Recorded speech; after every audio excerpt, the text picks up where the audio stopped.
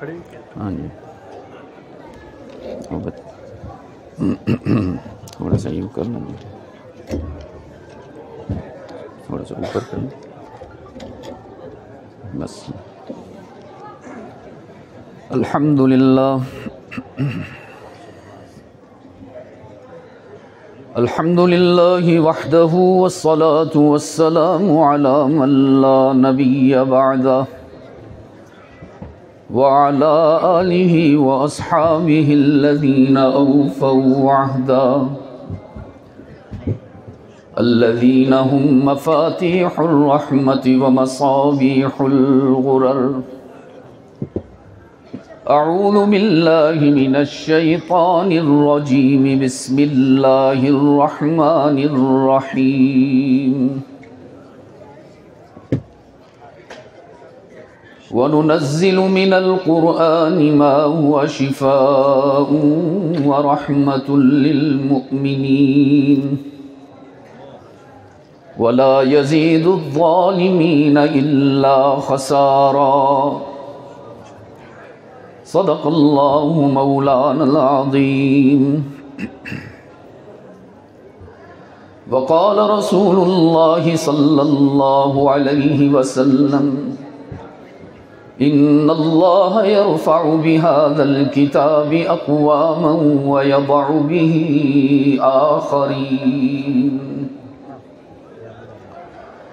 وقال رسول اللہ صلی اللہ علیہ وسلم،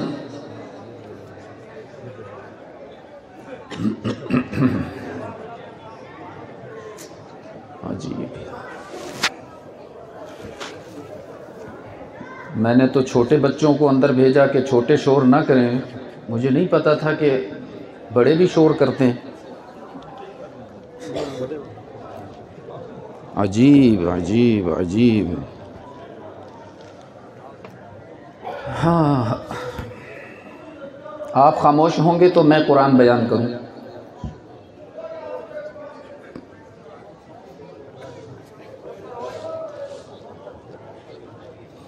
دیکھو میں نے پرسوں بھی میں ٹیکسلا میں تھا، جمیل آباد میں نے اس دن بھی کہا کہ ہم کوئی میلہ کرنے نہیں آئے ہوئے یہاں پہ،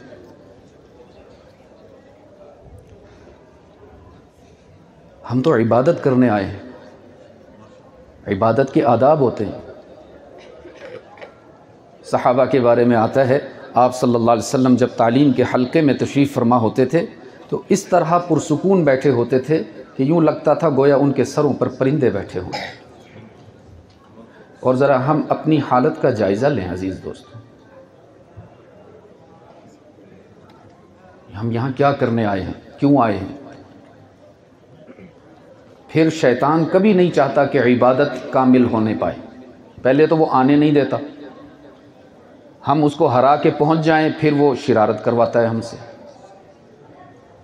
تو خدا کے لیے دینی مجالس کا ایک ادب ہوتا ہے، ایک وقار ہوتا ہے۔ میں اس لیے جہاں بھی جاتا ہوں میں چھوٹے بچوں کو ایک طرف بٹھاتا ہوں کہ عبادت کا ادب یہ ہے کہ بچے پیچھے ہوں، بڑے آگے ہوں۔ نماز میں ہمارے کوئی بچہ پہلی صف میں نظر آتا ہے آپ کو؟ کوئی ہو تو ہمارے جو بوڑھے نمازی ہیں بڑا شور کرتے ہیں اس پر۔ نماز بھی ایک عبادت ہے، بیان کا سننا بھی ایک عبادت ہے۔ اس لیے سب سے پہلے ہم یہ نیت کریں یہاں پر کہ ہم یہاں کسی میلے میں نہیں آئے ہوئے، کسی کی آواز سننے نہیں آئے ہوئے، کسی کا انداز سننے نہیں آئے ہوئے، ہم یہاں کس لیے آئے ہیں؟ کون راضی ہو؟ اسی نیت سے بیٹھو، اگر کوئی اور نیت ہے پھر فائدہ نہیں ہوگا۔ وقت مختصر ہے، رات گزرتی چلی جا رہی ہے، میں شوگر کا مریض ہوں، میں نے حضرت سے عرض کیا تھا کہ مجھے زیادہ مؤخر نہ کریں، میں دن میں بھی ہری پور میں حاضری دے کر آیا ہوں، اس وقت جسم کانپ رہا ہے میرا۔ بہت مختصر سی بات کرنی ہے آپ سے، کوئی لمبی چوڑی بات کرنی نہیں۔ ویسے بھی بہت تقریریں ہو چکی، دنیا میں جتنی تقریریں ہم لوگ کرتے ہیں شاید کوئی اور مذہب نہ کرتا ہو، لیکن وہی بات ہے کہ وہ تقریریں ہمارے حالات نہیں بدل رہی، کیونکہ ہم یہاں اس ادب اور احترام، یہ جو لائیو چلتا ہے میں اس کے بھی بہت میں اس کا قائل نہیں ہوں بالکل۔ یہ کیا مطلب ہے؟ ہم لوگوں کو یہ درس دے رہے ہیں کہ گھروں میں بیٹھ کے تقریریں سنو، یہاں کیوں نہ آؤ؟ اللہ کے گھر میں کیوں نہ آؤ؟ اس مجلس میں جو رحمت نازل ہوتی ہے، جو سکینہ نازل ہوتا ہے، جو فرشتوں نے اس کو گھیرا ہوا ہے، وہ گھر میں بیٹھ کر آپ کو ملے گا۔ یہ اس کو بند کریں، جو اس کو لائیو چلا رہے ہیں، میں ہاتھ جوڑ کے کہتا ہوں اللہ سے ڈریں۔ ہم کیا ہم خود ہی اپنے مجمع توڑ رہے ہیں؟ خود ہی ہم لوگوں کو یہ سبق دے رہے ہیں کہ نہ آیا کرو مسجد میں، ہم تمہیں بھیج رہے ہیں اور بھی چیزیں دیکھتے رہو اور یہ بھی تقریر سنتے رہو، گویا گوبر اور مکھن کو اکٹھا کر لو۔ ناراض نہ ہونا، پہلی ملاقات ہے، اس لیے بعض دفعہ انجیکشن لگانا پڑتا ہے بیماری گہری ہو جائے تو۔ رحمت عالم صلی اللہ علیہ وسلم اس کائنات میں انسان کو قیمتی بنانے تشریف لائے۔ یہ میرا دعویٰ ہے۔ جیسے کچھ لوگ لوہے کو قیمتی بناتے ہیں، کچھ لکڑی کو قیمتی بناتے ہیں، کچھ کپڑے کو قیمتی بناتے ہیں، کچھ مٹی کو قیمتی بناتے ہیں، محمد نے انسان کو قیمتی بنایا۔ یہ لوہے کا راڈ دیکھتے ہیں، لوہار یاد آتا ہے۔ لکڑی کی الماریاں دیکھتے ہیں، نجار یاد آتا ہے۔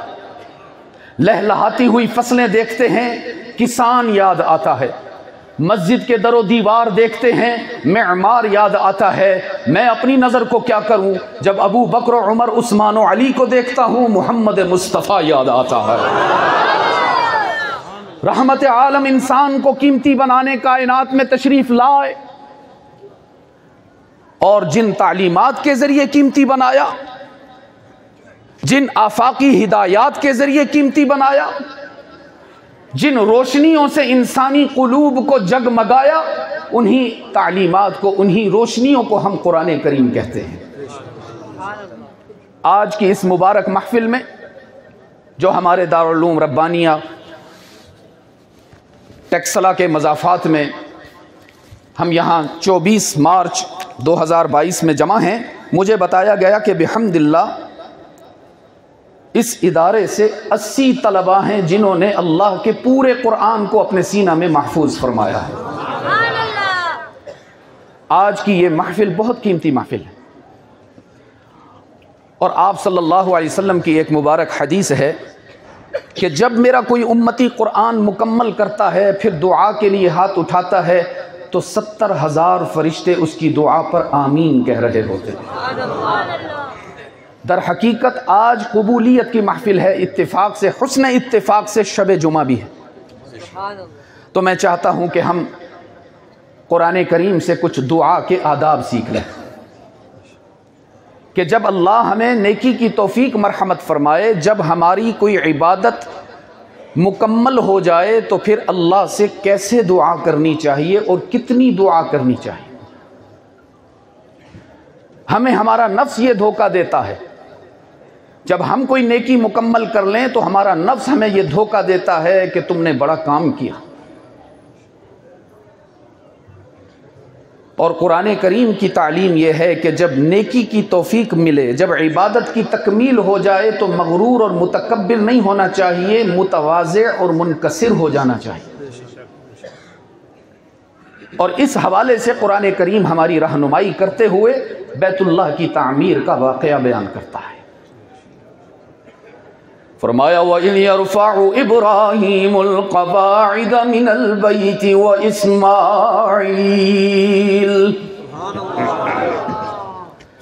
وَإِذْ يَرْفَعُ إِبْرَاهِيمُ الْقَوَاعِدَ مِنَ الْبَيْتِ وَإِسْمَاعِيلُ۔ آئیے میرے محبوب، الفاظ میرے ہوں گے، انداز محمد کا، الفاظ اللہ کے ہوں گے، انداز رسول اللہ کا۔ کیوں الہ العالمین؟ اس لیے کہ محمد کے انداز میں وہ نرمی ہے کہ مکھن میں بھی وہ نرمی نہیں جو محمد کے انداز میں نرمی۔ آئیے میرے محبوب، آپ کے ذریعے آپ کی امت کو پیغام دینا چاہتا ہوں کہ جب بیت اللہ کی تعمیر مکمل ہو گئی، آپ کے دادا ابراہیم نے اپنے فرزند اسماعیل کو ساتھ ملا کر بیت اللہ تعمیر فرمایا۔ تعمیر مکمل ہو گئی، پتہ نہیں کہاں کہاں سے پتھر اٹھائے، بھاری بھرکم پتھر لے کر آئے، پھر ان کو باہم سجایا، ایک دوسرے پر ترتیب سے رکھا۔ جب بیت اللہ مکمل ہو گیا تو ابراہیم مغرور اور متکبر نہیں ہوئے، عاجز اور منکسر ہو کر اللہ کے سامنے دست طلب دراز کر لیا، عرض کیا ربنا تقبل منا انک انت السمیع العلیم۔ الہ العالمین، تو نے توفیق عطا فرمائی، میں نے بیت اللہ تیار فرمایا، تو نے مجھے سکھایا، وہی بھیجی کہ کیسے بناؤ، میں نے ویسا ہی بنایا۔ اب بیت اللہ مکمل ہو گیا، میری التجا یہ ہے کہ میری عبادت کو قبول فرما۔ پہلا سبق قرآن کریم نے دیا، جب اللہ کسی کار خیر کی توفیق عطا فرمائے تو مغرور اور متکبر نہ ہوا کرو، اللہ سے اپنی عبادت کی قبولیت کی دعا کیا کرو۔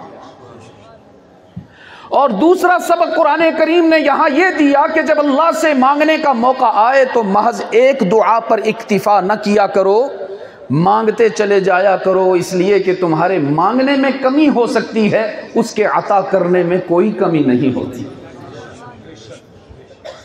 چنانچہ سیدنا ابراہیم نے پہلی دعا کے بعد دوسری دعا اللہ سے کی، عرض کیا ربنا وجعلنا مسلمین لک ومن ذریتنا امۃ مسلمۃ لک۔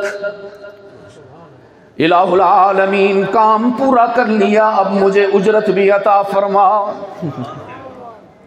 نیکی پوری کر لی ہے، اب مجھے انعام بھی چاہیے۔ رب العالمین نے فرمایا مانگو پیارے ابراہیم، کیا چاہیے؟ سونا مانگتے ہو ڈھیر لگاتا ہوں، چاندی چاہیے عطا کرتا ہوں، محلات چاہیے دیتا ہوں، ہیرے جواہرات کا سوال کرتے ہو عطا کرتا ہوں، دنیا کی جس چیز کا سوال کرتے ہو ابراہیم تمہیں عطا کرتا ہوں، مانگو نا۔ ابراہیم نے عرض کیا ربنا وجعلنا مسلمین لک۔ الہ العالمین، سونے کا سوال نہیں، چاندی کا تقاضا نہیں، ہیرے نہیں مانگتا، جواہرات کا تقاضا نہیں، کوئی اور چیز نہیں مانگتا۔ الہ العالمین، میری التجا یہ ہے، میری دعا یہ ہے، میری گزارش یہ ہے، میری درخواست یہ ہے کہ اگر تجھے میری نیکی پسند آ گئی تو الہ العالمین میری اولاد کو ہدایت عطا فرما۔ اس لیے کہ سونا بھی فنا ہو جاتا ہے، چاندی بھی فنا ہو جاتی ہے، ہیرے بھی ختم ہو جاتے ہیں، جواہرات بھی مٹی میں مل جاتے ہیں، محلات بھی اجڑ جاتے ہیں، دنیا کی ہر دولت کا مقدر فنا ہے، صرف ایمان اور ہدایت ہے جس کا مقدر ہمیشہ کے لیے بقا ہے۔ کتنی دعائیں ہو گئیں؟ کچھ تھوڑی نیند کا اثر ہے آپ پر۔ کتنی دعائیں ہو گئیں بھائی؟ پہلی دعا تھی الہ العالمین میری خدمات قبول فرما، دوسری دعا تھی الہ العالمین انعام کے طور پر میری اولاد کو ایمان عطا فرما، تیسری دعا ابراہیم نے کی، عرض کیا وَأَرِنَا مَنَاسِكَنَا، بیت اللہ تو ہم نے بنا دیا، اب یہاں طواف کیسے کرنا ہے، ملتزم سے چمٹ کر رخسار لگا کر آنسو کیسے بہانے ہیں، یہاں کس طرح نوافل پڑھ کر آنسو بہا بہا کر تجھے راضی کرنا ہے، بیت اللہ تو بنا دیا لیکن عبادت کا طریقہ مجھے معلوم نہیں، الہ العالمین یہاں حج کیسے کرنا ہے، عمرہ کیسے کرنا ہے، طواف کیسے کرنا ہے، سر کیسے جھکانا ہے، یہ عبادت کے طریقے بھی تو سکھا دے، اور یہاں سر جھکانے کے سلیقے بھی تو سکھا دے۔ کتنی دعائیں ہو گئیں؟ ماشاءاللہ، کتنی ہو گئیں؟ پہلی دعا تھی ہماری عبادت قبول فرما، دوسری دعا تھی ہماری اولاد کو ایمان اور ہدایت عطا فرما، تیسری دعا تھی کہ ہمیں حج اور عمرے کا طریقہ بھی، چوتھی دعا عزیز دوستو وہ تھی کہ جس نے مجھے حیران کر دیا، عرض کیا وَتُبْ عَلَيْنَا، الہ العالمین میری اولاد مسلمان تو ہوگی لیکن معصوم نہ ہوگی، انسان ہوں گے فرشتے نہ ہوں گے۔ الہ العالمین مانتا ہوں میری اولاد سے کبھی غلطیاں بھی ہو جائیں گی، کبھی گناہ بھی سرزد ہوں گے، کبھی نافرمانیوں کا ارتکاب بھی کر بیٹھیں گے، اور کچھ تو ایسے نادان ہوں گے کہ حج کرنے آئیں گے پھر بھی گناہوں سے باز نہ آئیں گے۔ تو الہ العالمین میری گزارش، میری دعا، میری التجا یہ ہے کہ اگر میری اولاد سے کوئی غلطی ہو جائے، کوئی گناہ ہو جائے، کوئی بدعملی ہو جائے، الہ العالمین ابراہیم کی التجا یہ ہے میری اولاد کو عذاب نہ دینا، ان کو معاف کر دینا، اس لیے کہ انک انت التواب الرحیم۔ اپنے گناہگار بندوں کو تانا دیے بغیر معاف کرنے والا کون ہے؟ میرے عزیز دوستو، جس کے پاس بھی جاؤ گے غلطی کرنے کے بعد تمہیں تانا دے گا، ماں باپ ہی کیوں نہ ہو تمہیں شرمندہ کریں گے کہ اب آئے ہو ہمارا دل دکھا کر، اتنی دیر تک کہاں رہے؟ اس وقت تمہیں احساس کیوں نہ ہوا جب نافرمانی کر رہے تھے؟ لیکن صرف واحد ذات ہے رب العالمین کی، جہاں جاؤ گے تمہیں تانا دیا جائے گا پھر معاف کریں گے۔ صرف رب العالمین کا دربار ہے کہ اپنے در پہ آنے والوں کو تانا بھی نہیں دیتا، شرمندہ بھی نہیں کرتا، آئندہ کے لیے کوئی اسٹامپ پیپر بھی نہیں لکھواتا، کوئی ضمانت بھی نہیں لکھواتا، کسی ضمانتی کو بھی نہیں بلواتا، کسی سفارشی کی بھی ضرورت نہیں۔ ادھر بیٹھ کر کہو گے یا اللہ غلطی ہو گئی معاف فرما، وہ عرشوں سے اتر کر توری تمہاری توبہ قبول کرے گا۔ انک انت التواب الرحیم۔ اپنے بندوں کو تانا دیے بغیر معاف کرنے والا کون ہے؟ کون ہے؟ یہ جواب پورا نہیں ہے، ادھورا ہے۔ ہاں کچھ ہمارے جو عمر رسیدہ حضرات ہیں ان کو تو وہ جواب یاد ہے جو میرے ابا نے 55 سال تک آپ کو سکھایا ہے، پڑھایا ہے۔ میں چاہتا ہوں اب نوجوانوں کو بھی یہ جواب یاد ہو جائے، صرف اللہ نہیں کہنا عزیز دوستو، اللہ ہی کہنا۔ اس لیے کہ کچھ نادان کہتے ہیں اللہ بھی کرتا ہے، اور محمد کے غلام کہتے ہیں کہ اللہ ہی کرتا ہے۔ بیت اللہ کے غلاف پر آج بھی یہ آیت چمک رہی ہے عزیز دوستو۔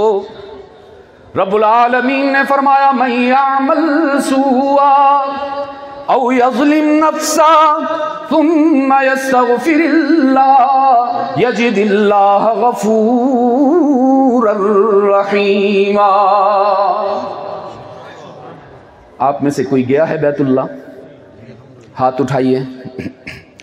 اور جانے کا شوق کس کس کو ہے؟ حضرت ابھی بھی ایک ہی ہاتھ اٹھایا ساتھیوں نے۔ میں نے اس دن وہاں بھی بتایا کرتا ہوں، سندھ میں ایک، جزاک اللہ، اب ہاتھ ابھی نیچے کرو۔ سندھ میں ایک جگہ بیان کے دوران ایک واقعہ آیا، میں نے پوچھا آپ میں سے کون کون شادی شدہ ہے؟ دوستوں نے ہاتھ اٹھا دیے۔ کونے میں ایک نوجوان بیٹھا تھا، کرسی سے اٹھ کر دونوں ہاتھ اوپر کر دی۔ میں نے کہا بھائی آپ تو قابل رشک ہیں ماشاءاللہ، ہم تو ایک شادی نبھا لیں بڑی بات ہے، آپ جوان ہو کر دو لے کر چل رہے ہو۔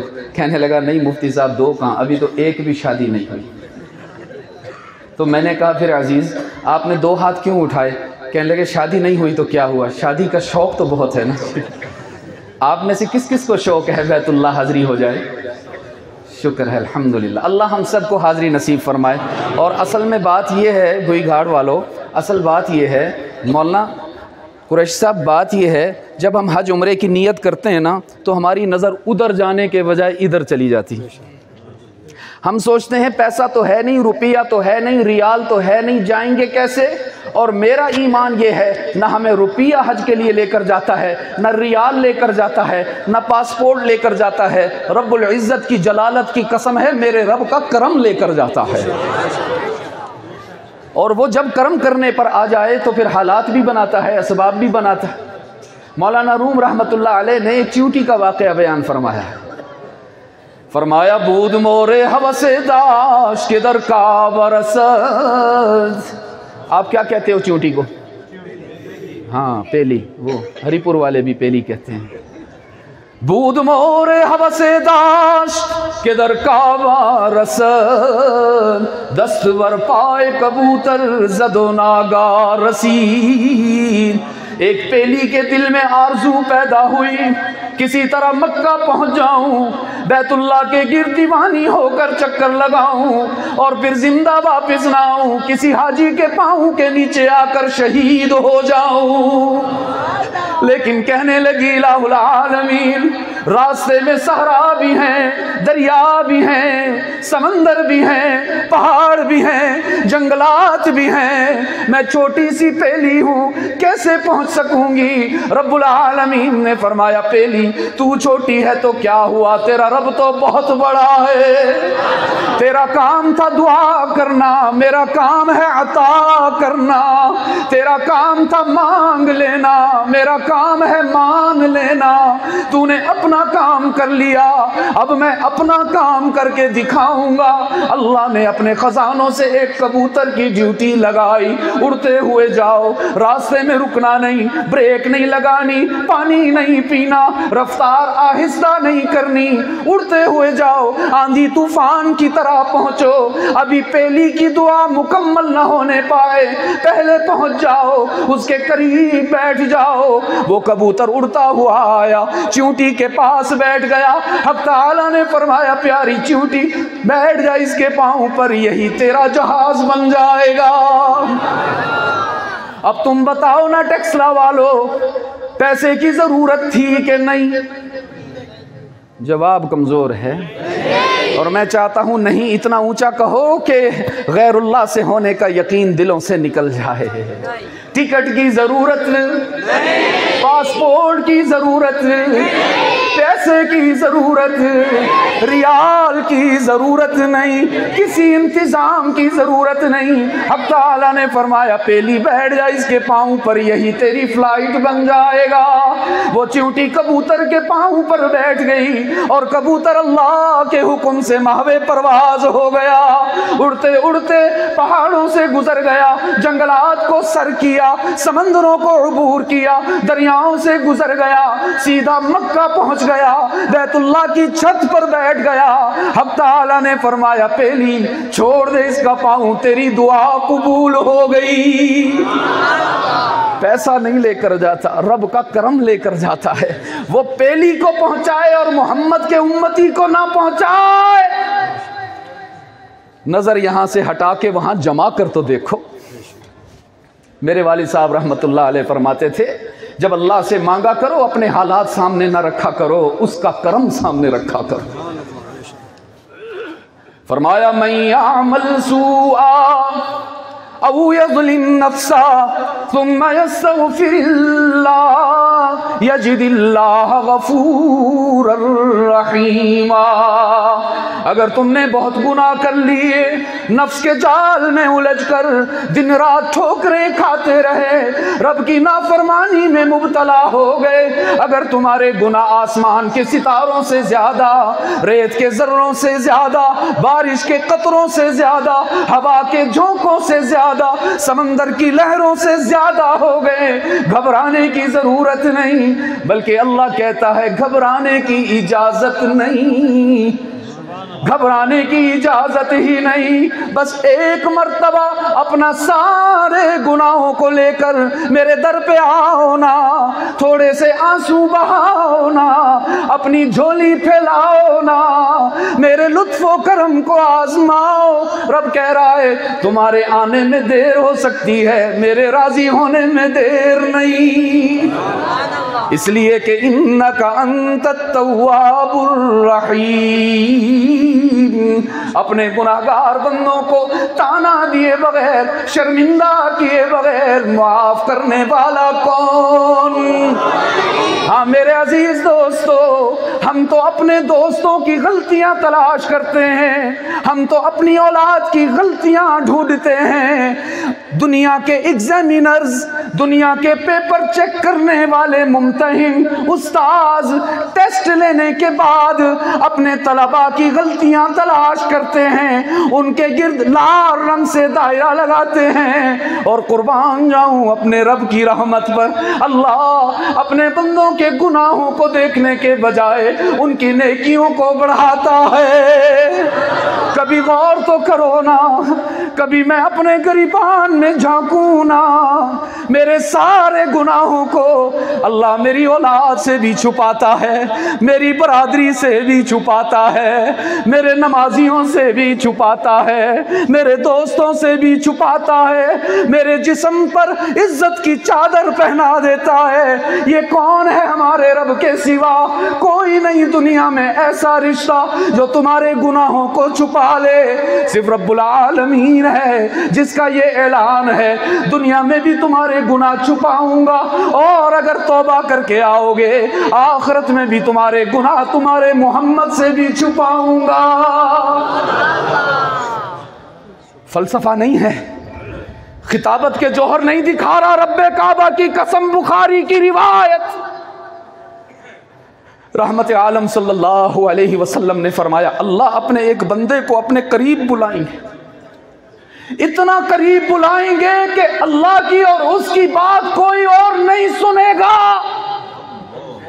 اور حق تعالی فرمائیں گے ستاری کی چادر اس پر ڈال کے اتعرف ذنب کذا اتعرف ذنب کذا، او میرے بندے تجھے یاد ہے تو نے کس کس موقع پر یہ گناہ کیا تھا، تو نے یہ بھی نافرمانی کی تھی، تو نے فلاں رات کو یہ گناہ کیا تھا، تو نے فلاں دن میں یہ نافرمانی کی تھی۔ وہ بندہ شرمائے گا، شرمندہ ہو جائے گا، اس کا بس نہیں چلے گا کہ زمین پھٹ جائے میں اس میں دھنس جاؤں، کہے گا یا اللہ انکار کی گنجائش نہیں ہے، سارے گناہ مانتا ہوں، ساری غلطیاں مانتا ہوں، تجھ سے تو کچھ چھپا ہوا نہیں ہے، دنیا والوں سے چھپا لیتا تھا اپنے گناہ، تیرے سامنے تو ظاہر ہے یا اللہ، بس میں اب کیا کروں، جو تیری شان ہے ویسا ہی کر۔ حق تعالیٰ فرمائیں گے سترتھا علیک فی الدنیا، دنیا میں میں نے تیرے اوپر عزت کی چادر رکھی تھی، تیرے گناہ میں نے کسی کو بتائے نہیں تھے، وَغَفَرْتُهَا لَكَ الْيَوْمِ، آج میری رحمت کا نظارہ کر، وہ جو تو دنیا میں گناہ کرتا تھا آج سارے ہی میں نے معاف کر دیے۔ یہ اس لیے نہیں کہ ہمارے اندر کوئی ہیرے لگے ہوئے ہیں، یہ اس لیے کہ اللہ نے ہمیں محمد مصطفیٰ عطا فرمایا صلی اللہ ہائے ہائے۔ کتنی دعائیں ہو گئی تھی بھائی، جزاک اللہ۔ پہلی دعا تھی اے اللہ میری خدمات قبول فرما، دوسری دعا تھی میری اولاد کو ایمان عطا۔ یہ آپ کو بار بار اس لیے کہہ رہا ہوں جب دعائیں مانگا کرو بخیل نہ ہوا کرو، اپنی اولادوں کے لیے نسلوں تک کے لیے اللہ سے ایمان مانگا کرو۔ تیسری دعا تھی اے اللہ ہمیں حج عمرے کا سلیقہ سکھا، عبادت کا طریقہ سکھا، یہ توفیق عطا فرما، تیرے ہی سامنے سر جھکائیں۔ اور چوتھی دعا تھی الہ العالمین اگر میری اولاد سے کوئی غلطی ہو جائے، گناہ ہو جائے تو عذاب نہ دینا بلکہ اب آتے ہیں پانچویں دعا کی طرف۔ سبحان اللہ۔ عرض کیا ربنا وبعث فیہم رسولا، الہ العالمین عام مسجد نہیں بنائی، بہت بڑی نیکی کر کے آیا ہوں، ساری کائنات کے سجدوں کے لیے قبلہ بنایا، حج مکمل نہیں ہوگا جب تک طواف نہ ہو، عمرہ قبول نہ ہوگا جب تک طواف نہ ہو، بہت بڑا کام کر کے آیا ہوں الہ العالمین، بہت بڑا انعام مانگتا ہوں۔ رب نے فرمایا مانگو ابراہیم کیا چاہیے تمہیں، میں تو صحرا میں چیونٹیوں کی سن لیتا ہوں، دریاؤں میں مچھلیوں کی مان لیتا ہوں، جنگلات میں درندوں کو عطا کرتا ہوں، پیارے خلیل تجھے کیسے محروم کروں، مانگو نا۔ ابراہیم نے عرض کیا ربنا وبعث فیہم رسولا، الہ العالمین کوئی اور چیز نہیں مانگتا، سونا نہیں، چاندی نہیں، ہیرے نہیں، جواہرات نہیں، تو پھر کیا چاہیے ابراہیم؟ ابراہیم نے عرض کیا الہ العالمین کچھ اور نہیں چاہیے، بس مجھے محمد عطا فرما صلی اللہ ہو، وہ جس کی نبوت اور ختم نبوت پر ایمان کا وعدہ تو نے عالم ارواح میں اپنے ہر نبی سے لیا۔ میں چاہتا ہوں وہ جب دنیا میں آئے پیغمبر تیرا بن جائے اور پوتا ابراہیم کا بن جائے۔ رب العالمین نے فرمایا پیارے ابراہیم تیری ساری دعائیں قبول کرتا ہوں، پہلی بھی، دوسری بھی، تیسری بھی، چوتھی بھی، اور پانچویں دعا اتنی خوبصورت ہے، پانچویں دعا اتنی محبوب ہے، چونکہ میرے محبوب کے بارے میں ہے نا، اس کی قبولیت کا نقد جواب دے رہا ہوں۔ فرمایا هو الذی بعث فی الامیین رسولا، آج میں اعلان کرتا ہوں پیارے ابراہیم وہ جو محمد میرا محبوب بن کر آئے گا وہ پیغمبر میرا ہوگا اور پسر تیرا ہوگا۔ اور محمد آئے ہیں صلی اللہ ہو، انسان کو قیمتی بنانے تشریف لائے، اور جن تعلیمات کے ذریعے قیمتی بنایا اس کو ہم قرآن کریم کہتے ہیں، جو بحمدللہ 80 طلباء نے اپنے سینوں میں محفوظ کیا اس ادارے سے بحمدللہ۔ میرے عزیز دوستو، قرآن کریم انقلابی کتاب ہے، 1430 سال کا سفر کر کے آیا ہے، اور پھولوں کی سیج پر نہیں کانٹوں پہ چل کے آیا ہے۔ لیکن میں عرض کرتا چلا جاؤں، 1400 تو کیا 14 کروڑ 14 ارب سال بھی گزر جائیں تو قرآن کی جوانی، قرآن کے شباب اور قرآن کی تاثیر میں سرے منہ فرق نہیں آ سکتا۔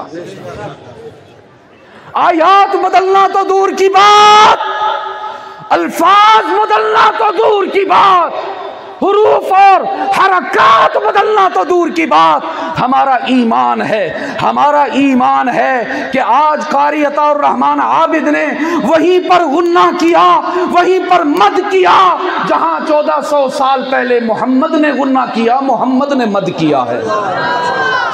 قرآن تبدیل ہونے نہیں آیا، قرآن تبدیل کرنے آیا۔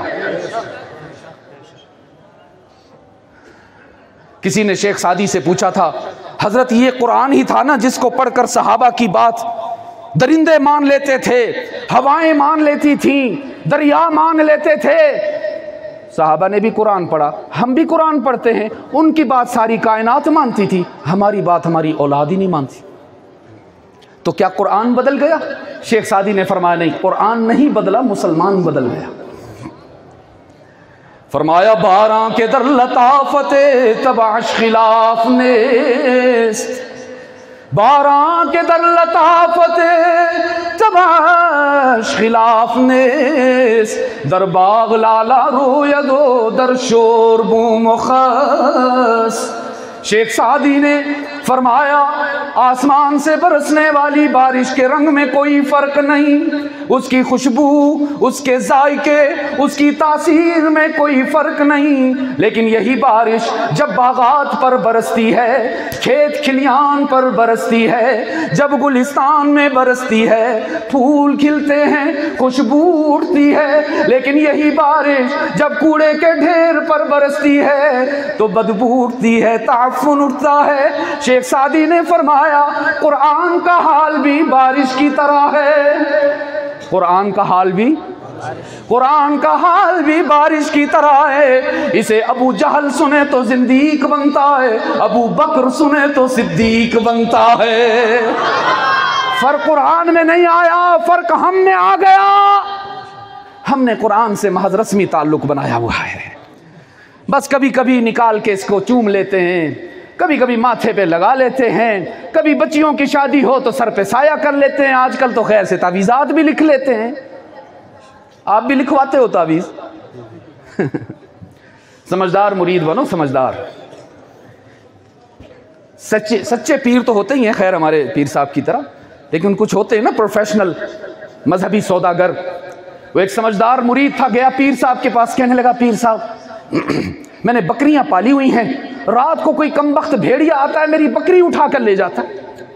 تو پیر جی کوئی مہربانی کریں, کوئی ایسا تعویذ دیں کہ بھیڑیا میری بکری کو نقصان نہ پہنچائے. پیر صاحب نے کہا ظالم, میرے تعویذ سے بھیڑیا نہیں رکے گا, کوئی کتا رکھو تاکہ رات کو وہ آئے, جب بھیڑیا وہ کتا شور مچائے گا تو پھر تیری بکریاں محفوظ ہو جائیں گی. وہ سمجھدار مرید کہنے لگا کہ حضرت مجھے کیا پتہ کتا کیا ہوتا ہے, میرے تو پیر بھی آپ ہیں, کتے بھی آپ ہیں. یہ مرید بننا پھر اس طرح کا بن کے رہو.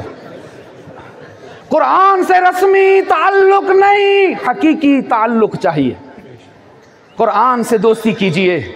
قرآن آج بھی آپ کی کایا پلٹنے کو بے قرار, آج بھی آپ کی شقاوت کو سعادت سے بدلنا چاہتا ہے, آپ کی جہالت کو معرفت سے, ضلالت کو ہدایت سے بدلنا چاہتا ہے. اور بات ہی ختم کر دوں عزیز دوستو, آج بھی قرآن ہماری جہنم کو جنت سے بدلنا چاہتا ہے.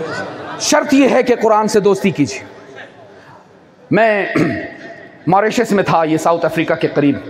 وہاں مجھ سے سوال ہوا کہ مفتی صاحب دوستی کریں کیسے, طریقہ بھی تو بتائیے نا. یہ تو آپ نے فتویٰ دے دیا جی قرآن سے دوستی کرو, اب طریقہ بھی تو بتائیے, دوستی کروں کیسے.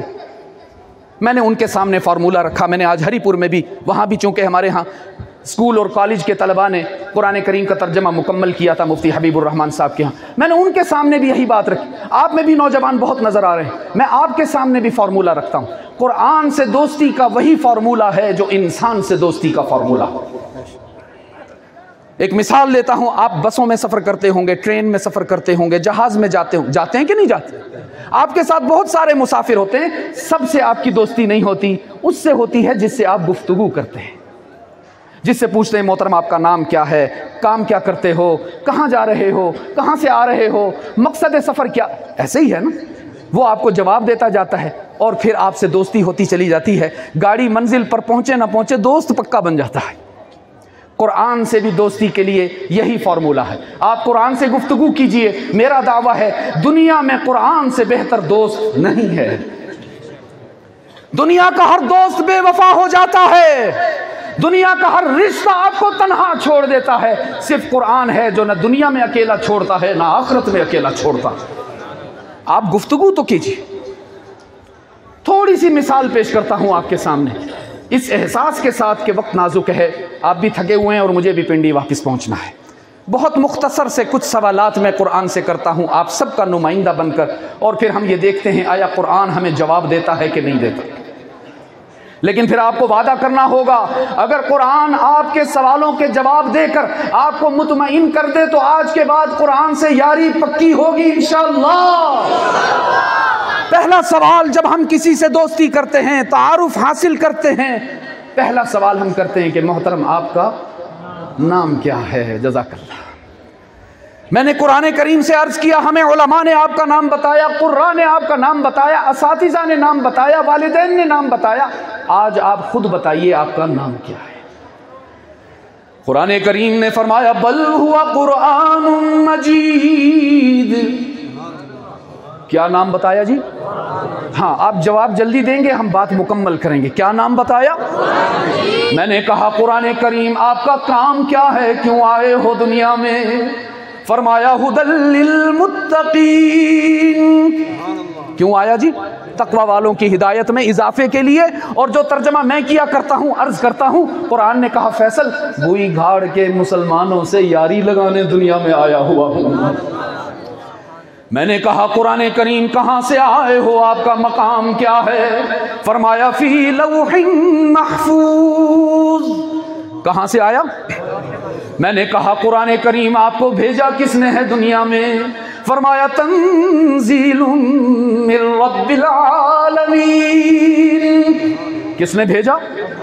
میں نے کہا آپ کو لے کر کون آیا ہے دنیا میں؟ فرمایا نزل به الروح الامین. کون لایا؟ روح الامین. کس کا لقب ہے حضرت؟ میں نے کہا قرآن کریم میں اردو بولتا ہوں, کچھ پشتو بولتے ہیں, کچھ ہند کو بولتے ہیں, کچھ انگریزی بولتے ہیں, کچھ فرینچ بولتے ہیں. اب ذرا تم بھی تو بتاؤ نا کس زبان میں آئے ہو؟ قرآن کریم نے فرمایا بلسان عربی مبین. میں کسی عام زبان میں نہیں آیا، میں تو ساری زبانوں کے پیدا کرنے والے رب کی زبان میں آیا ہوں، عربی میں آیا۔ میں نے کہا قرآن کریم کب آئے ہو یہ بھی تو بتاؤ نا۔ قرآن کریم نے فرمایا مہینہ بتاؤں کہ رات بتاؤں؟ میں نے کہا پہلے مہینہ بتاؤ۔ فرمایا شہر رمضان الذی انزل فیہ القرآن۔ کون سا مہینہ جی؟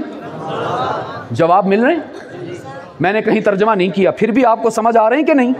کیوں آ رہے ہیں؟ کیونکہ میرے رب کا فرمان ہے وَلَقَدْ يَسَّرْنَا الْقُرْآنَ لِلذِّكْرِ فَهَلْ مِن۔ تم تھوڑا سا قرآن کے قریب آؤ، تھوڑا سا پیار جتلاؤ، تھوڑا سا دوستی کرنے کی کوشش تو کرو۔ قرآن ترجمے کے بغیر بھی تمہارے دل و دماغ میں اتر جاتا ہے۔ میں نے کہا قرآن کریم اب رات بھی بتاؤ نہ، کس رات میں آئے ہو؟ قرآن کریم نے فرمایا اِنَّا أَنزَلْنَاهُ فِي لَيْلَةِ الْقَدْرِ۔ کس رات میں آیا؟ میں نے کہا قرآن نام بھی بتا دیا، کام بھی بتا دیا، مقام بھی بتا دیا، بھیجنے والے کی بھی معلومات ہو گئیں، لانے والے کا بھی علم ہو گیا، زبان کا بھی پتہ چل گیا، مہینہ بھی بتا دیا آپ نے، رات بھی بتا دی، ساری تفصیلات بتائیں قرآن۔ اب ذرا یہ بھی تو بتاؤ نا کس پر نازل ہوئے ہو؟ قرآن کریم نے فرمایا نزل علی محمد۔ کیا کہا؟ پھر بولیے۔ ایسے شرما شرما کے درود پڑھ رہے ہو جیسے کوئی جرم کر رہے ہو، نعوذ باللہ۔ بے قرار ہو کر تو کہہ دو نا ذرا صلی اللہ ہو۔ ایسا کہو نا کہ تمہاری آواز عرش تک چلی جائے، صلی اللہ ہو۔ فرمایا آپ کا ذکر اطہر شروع جب ہوا، آپ کا ذکر اطہر شروع جب ہوا، میرے الفاظ بھی باوضو ہو گئے، تتلیاں پھول جگنو ہوا روشنی سب کے سب شامل گفتگو ہو گئے۔ آپ تنہا نہیں ہو، کائنات کا ذرہ ذرہ آپ کے ساتھ کہہ رہا ہے صلی اللہ ہو، آسمان کا ہر فرشتہ کہہ رہا ہے صلی اللہ ہو، ہر ستارہ کہہ رہا ہے صلی اللہ ہو۔ تو پھر آپ بھی گھبرا کے نہ کہا کر۔ میں نے کہا قرآن کریم محمد کون ہیں جن پر نازل ہوئے ہو؟ قرآن کریم نے جواب دیا محمد الرسول اللہ، محمد اللہ کے۔ میں نے کہا قرآن رسول تو اور بھی بہت سارے گزرے دنیا میں، حضرت نوح بھی اللہ کے رسول، حضرت موسیٰ بھی اللہ کے رسول، حضرت داؤد بھی اللہ کے، حضرت عیسیٰ بھی اللہ کے، بہت سارے رسول گزرے دنیا میں۔ اب ذرا یہ بھی تو بتاؤ نا باقی سارے رسولوں میں اور محمد میں کیا فرق ہے؟ قرآن کریم نے فرمایا ما کان محمد ابا احد من رجالکم ولکن رسول اللہ وخاتم النبیین۔ رب نے فرمایا، قرآن نے بتایا، یوں تو بہت سارے فرق ہیں سارے رسولوں میں اور رسول خدا میں، لیکن سب سے بڑا فرق یہ ہے باقی سارے رسول مقتدی بن کر آئے، محمد سب کا امام بن گیا، جس کی رسالت پر اللہ نے قسمیں کھائیں۔ فرمایا یاسین والقرآن الحکیم۔ رب نے فرمایا میرے محبوب میرے سونے محمد، کوئی تیرا کلمہ نہیں پڑھتا پریشان نہ ہو، ابو جہل تجھے رسول نہیں مانتا غمگین نہ ہو، کوئی تجھے نبی مانے یا نہ مانے، کوئی تیری رسالت کا اقرار کرے یا نہ کرے، غمگین نہ ہو، پریشان نہ ہو، تیرا رب اعلان کر رہا ہے، اور صرف اعلان نہیں، فرمایا والقرآن الحکیم۔ رب نے فرمایا زمین کی نہیں، آسمان کی نہیں، چاند کی نہیں، سورج کی نہیں، صحراؤں کی نہیں، دریاؤں کی نہیں، مجھے قرآن کی قسم ہے۔ میں نے کہا الہ العالمین بہت بڑی قسم کھائی آپ نے۔ رب نے فرمایا بات بھی تو بہت بڑی بتا رہا ہوں۔ کیا بات؟ فرمایا انک لمن المرسلین، کوئی تجھے نبی مانے یا نہ مانے، کوئی تجھے رسالت مانے یا نہ مانے، تیرا رب اعلان کر رہا ہے میرے محبوب صرف رسول نہیں بنایا، سارے رسولوں کا بھی امام بنایا ہے محمد۔ اللہ نے نام بھی انقلابی بنایا حضرت، دلوں کا حال بدل دیتا ہے، اندھیروں کو اجالوں سے بدلتا ہے۔ میں ایک ہندو شاعر کا واقعہ سنایا کرتا ہوں۔ ایک ہندو شاعر گزرا ہے جس کا نام تھا کیلاش چندر۔ کیا نام تھا بھائی؟ کسی نے اس کو بتایا کہ شہر میں ایک نعتیہ مشاعرہ ہونے لگا ہے، ایک محفل مشاعرہ جس میں صرف مسلمان شعراء آئیں گے اور اپنے نبی پر کلام سنائیں۔ اس نے سوچا ہندو ہوں تو کیا ہوا، شاعر تو ہوں، چلا جاتا ہوں، کوشش کرتا ہوں مجھے بھی اجازت مل جائے تو ذرا مشہور ہی ہو جاؤں گا۔ چلا گیا منتظمین کے پاس اور جا کر کہنے لگا محترم اگرچہ آپ مسلمان میں ہندو، آپ کے نبی کی نعت پر مشاعرہ ہے، میرا کوئی حق تو نہیں بنتا، لیکن میرا دل کرتا ہے میں بھی آپ کے مشاعرے میں حاضر ہو کر کچھ عرض کروں، کیا آپ اجازت دیتے ہیں؟ منتظمین نے کہا کیلاش آپ ہندو ہیں تو کیا ہوا، ہمارا نبی صرف مسلمانوں کا نبی نہیں تھا، وہ تو ما ارسلناک الا رحمۃ للعالمین۔ آئیے آپ اجازت مانگتے ہیں، ہم آپ کو دعوت دیتے ہیں، مہمان خصوصی بناتے ہیں آپ کو۔ چنانچہ اعلان کر دیا کہ جہاں اور مسلمان شعراء آئیں گے وہاں ایک ہندو بھی نبی پر کلام سنائیں گے۔ مقررہ دن پر ہال کھچا کھچ بھر گیا، جیسے بحمداللہ آپ سب تشریف فرما ہے، یہاں تل دھرنے کو جگہ نہ تھی، مسلمان شعراء آتے رہے، اپنا اپنا کلام سنا کر جاتے رہے۔ اتنے میں اعلان ہوا کہ اب آپ کے سامنے وہ ہندو شاعر آئیں گے اور نبی کی تعریف فرمائیں گے۔ مسلمان سوچ رہے تھے ہندو ہو کر ہمارے نبی کی تعریف کر رہا ہے تو ذرا اکڑ کے آئے گا، مغرور متکبر ہو کر آئے گا، چہرے پر کفر کی نحوست اور اندھیرا ہوگا، لیکن جب اس کا نام پکارا گیا عجیب منظر تھا عزیز دوستو، اس کا سر غرور میں اکڑا ہوا نہیں تھا، عاجزی میں جھکا ہوا تھا، چہرے پر کفر کی ظلمت نہیں تھی، محمد کی سنت کا نور چمک رہا تھا۔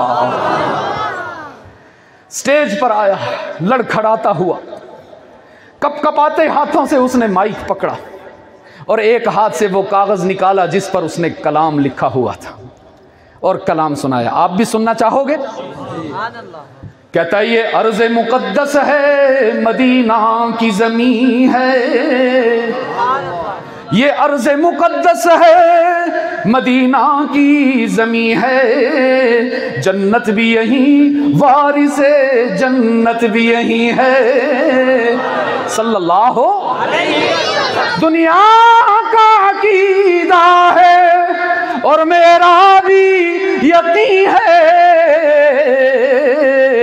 کہ جو ذات ہے مدینہ میں کہیں اور نہیں ہے، صلی اللہ اب ہوئی گھاڑ کے روشن ضمیرو۔ ایک ہندو کو بھی یہ بات سمجھ میں آ گئی، ہر جگہ موجود پیر نہیں ہوتا، ہر جگہ موجود مفتی نہیں ہوتا، ہر جگہ موجود مولوی نہیں ہوتا، ہر جگہ موجود نبی نہیں ہوتا، ہر جگہ موجود کون ہے؟ اللہ۔ پوری بات کرو، پوری یاد رکھنا عزیز دوستو، الحمدللہ تحدیث بن نعمت کے طور پر کہہ رہا ہوں، 2001 کا بنوری ٹاؤن سے متخصص ہوں، الحمدللہ کچی بات نہیں کروں گا، انشاءاللہ پکی بات کروں گا، فتویٰ دیتا ہوں۔ اگر ہی کو خالص رکھا زمزم کی طرح، اگر ہی میں بھی کو نہ ملنے دیا، اگر توحید میں شرک کو نہ ملنے دیا، رب العزت کی قسم غلطیوں کے باوجود، گناہوں کے باوجود، خطاؤں کے باوجود جنت یقینی ہوگی انشاءاللہ۔ اس لیے گھبرا کے نہیں کہنا، ببانگے دہل کہنا ہے، اور ہی میں ایسا جوش پیدا کرو کہ آج بوڑھے بھی جوان ہو جائیں۔ ہر جگہ موجود کون ہے؟ سناؤ اللہ کو، آج اللہ اس وقت اپنی رحمت اور قدرت سمیت آسمان دنیا پر موجود ہے انشاءاللہ۔ وہ براہ راست تمہیں دیکھ رہا ہے، وہ تمہارا عقیدہ سننا چاہتا ہے، بغیر کسی شک و شبہ کے، بغیر کسی تردد کے بے قرار ہو کر ہی کی آواز بلند کرو کہ اللہ کا عرش بھی ہل جائے۔ ہر جگہ موجود کون ہے؟ اللہ الغیوب کون ہے؟ کارساز و دستگیر کون؟ حاجت روا اور مشکل کشا کون؟ عزت عطا کرنے والا کون؟ رزق عطا کرنے والا کون؟ بیماریاں دور کرنے والا کون؟ اولاد عطا کرنے والا کون؟ اور اپنے گناہگار بندوں کو تانا دیے بغیر معاف کرنے والا کون؟ ایک ہندو کو سمجھ آ گئی تھی بات، دعا کرو ہمیں بھی سمجھ میں آ جائے۔ اشعار تو اور بھی ہیں، میں آخری شعر سناتا ہوں عزیز دوستو، جس نے اس کی کایا پلٹ دی۔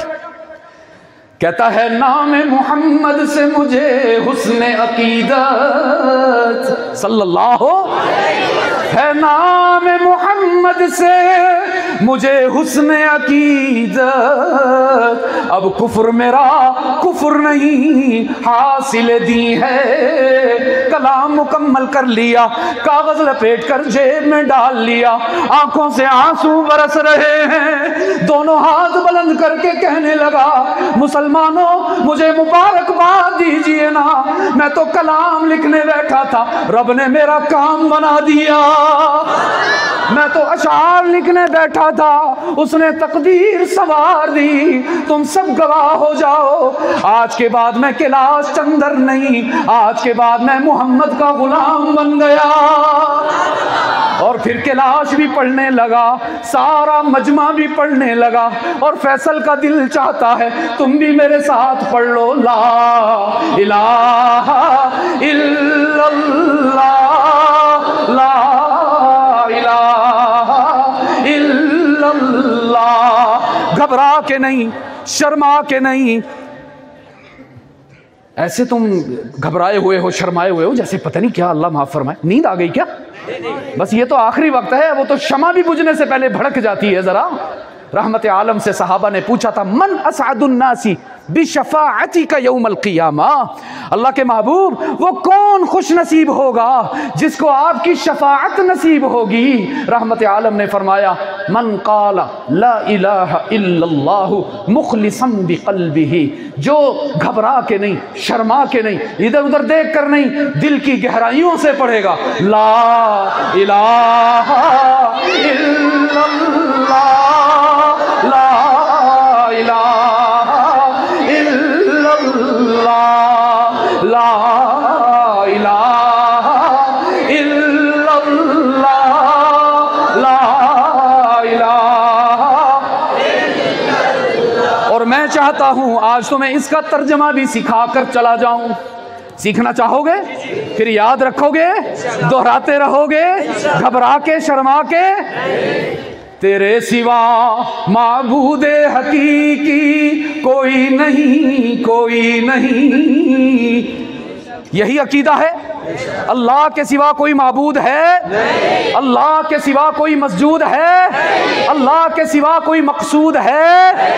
تو پھر یہ جو کوئی نہیں ہے، یہ کہنے میں فیصل کو اکیلا نہ چھوڑو، میرے ساتھ مل کر کہو، 2 مرتبہ جم کے کہنا ہے کوئی نہیں، اور اتنا اونچا کہنا ہے کہ جو لوگ آپ کے ایمان پر ڈاکہ ڈالتے ہیں ان کی غلط فہمی دور ہو جائے کہ مسلمان کبھی اتنا گمراہ نہیں ہوگا کہ توحید کے عقیدے میں کمزور پڑ جائے۔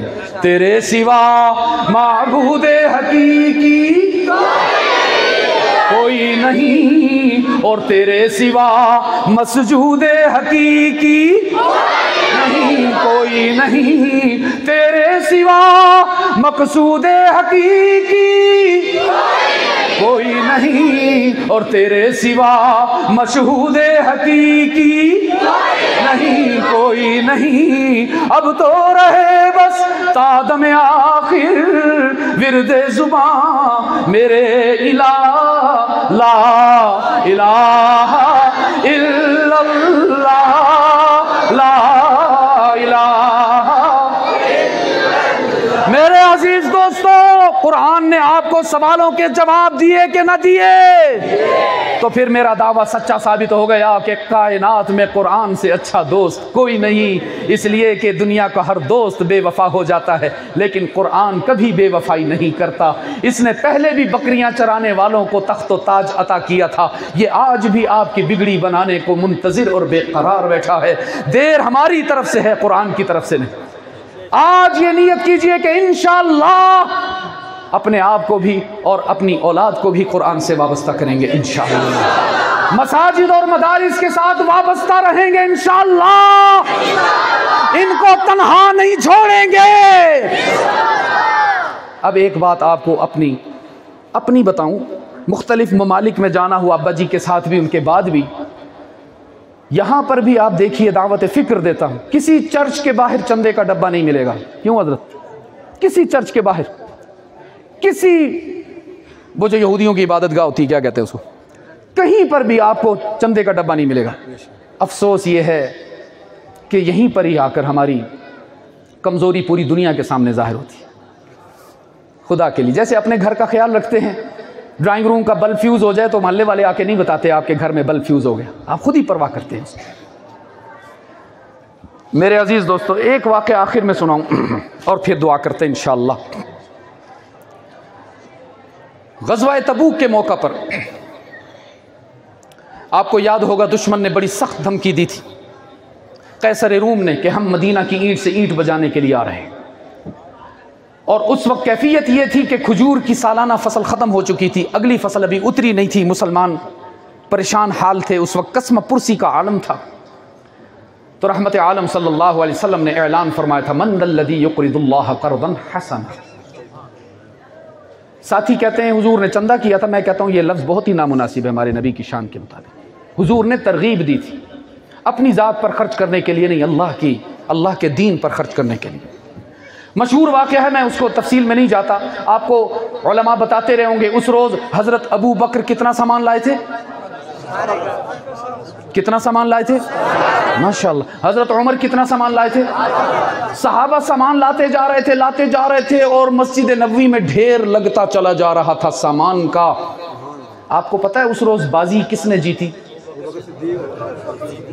ابو بکر تو ہمیشہ ہی اول ہیں، ان کی تو بات ہی کیا کرنی۔ اس روز بازی ایک خاتون نے جیتی۔ پوری ذمہ داری سے کہہ رہا ہوں، صحابہ اثار فرما رہے ہیں، رحمت عالم صلی اللہ علیہ وسلم خوش ہو رہے ہیں اپنے تربیت یافتہ شاگردوں کو ان کے منزل مقصود پر پہنچتے ہوئے۔ کیوں نہ استاذ خوش ہو؟ اتنے میں مسجد نبوی سے ایک چھوٹے معصوم بچے کے رونے کی آواز آئی۔ 5-6 مہینے کا شیر خار دودھ پیتا بچہ۔ صحابہ کی نظر اٹھی، رحمت عالم نے بھی دیکھا کہ مسجد نبوی کے دروازے پر ایک خاتون پورے برقعے میں ملبوس ہے اور اس کی گود میں چھوٹا 5-6 مہینے کا بچہ۔ آپ صلی اللہ علیہ وسلم نے فرمایا، بہن آپ یہاں کیا کرنے آئی ہو؟ اس نے عرض کی، اللہ کے محبوب جب میرے کانوں میں آواز آئی کہ اللہ کے دین کو ضرورت ہے، جو لا سکتے ہو لے آؤ، تو اللہ کے رسول میرے گھر میں دراہم نہیں تھے، دنانیر نہیں تھے، ہتھیار نہیں تھے، غلہ نہیں تھا، اناج نہیں تھا، میرا شوہر پہلے ہی شہید ہو چکا ہے، لیکن میں خالی ہاتھ نہیں آئی ہوں، اپنے دل کے ٹکڑے کو لائی ہوں، میرا بچہ قبول فرما۔ قریشی صاحب، ہم نے تو مسجد کو 10 روپے دینے ہو تو 3 دن استخارہ کرتے ہیں، ایسے نہیں دین آپ تک پہنچ گیا۔ عرض کی، اللہ کے محبوب میرا بچہ قبول کیجئے۔ رحمت عالم نے فرمایا، بہن یہ کوئی پلے گراؤنڈ نہیں ہے، یہ تو جنگ کا میدان ہے، یہاں تو تیر چلتے ہیں، تلواریں اٹھتی ہیں، نیزے پھینکے جاتے ہیں، اور تیرا بچہ تو نہ تیر چلا سکتا ہے، نہ تلوار اٹھا سکتا ہے، نہ نیزہ پھینک سکتا ہے، میں اس کو لے کر کیا کروں گا؟ وہ عظیم ماں کہنے لگی، اللہ کے رسول میں نے کب کہا میں اپنے بچے کو تیر تلوار چلانے کے لیے لائی ہوں؟ نہ اللہ کے محبوب نہ، میں اپنے بچے کو تیر تلوار چلانے کے لیے نہیں لائی، تیر تلوار کھانے کے لیے لائی ہوں۔ جب دشمن آپ پر تلوار اٹھائے، جب دشمن آپ پر تیر چلائے، جب دشمن آپ کی طرف نیزہ پھینکے، ڈھال آگے نہ کی جائے، میرے معصوم بچے کو سامنے کر دیا جائے، سارے تیر تلوار اس بچے کو لگے، کوئی محمد کے چہرے کو نہ لگنے پائے۔ رحمت عالم نے اس بچے کو دعائیں دے کر رخصت فرما۔ میرے عزیز دوستو، بچے قربان ہوئے ہیں، جانیں لگی ہیں، اللہ کے محبوب کے دانت شہید ہوئے ہیں تو دین ہم تک پہنچا ہے۔ اور آج یہ وقت آ گیا کہ ہمیں اپیلیں کرنی پڑتی ہیں کہ بھئی چلو تم اپنے دانت نہیں دے سکتے، اولاد نہیں دے سکتے، تو چلو کچھ مال ہی خرچ کر دو۔ مجھے تو شرم آتی، مجھے حضرت نے فرمایا کہ آپ نے ترغیب دینی، میں نے کہا یار میں کیا، مجھے تو یقین، میرے پاس وہ الفاظ ہی نہیں کہ میں آپ کو خود احساس کرنا چاہیے، آپ کو خود خیال کرنا چاہیے کہ یہ اللہ کا گھر ہے، یہاں پر ایسے نہیں ہم نے چلے جانا۔ تو کون کون اس کی نیت کرتے ہیں کہ انشاءاللہ خیال رکھیں گے؟ بخالی نیت ہی نیت ہے؟ نہیں، آج تو کچھ نقد تشکیل نہ ہو جائے تھوڑی سی ہیں؟ ادھر ذرا میری طرف دیکھو، میں نے بلوچستان میں ایک دفعہ ایسے کیا اور آج دوسری دفعہ کر رہا ہوں۔ یہ میرا معمول نہیں ہے، میں اپنے والدین کی طرف سے، اپنی والدہ اور اپنے والد صاحب کی طرف سے، یا رب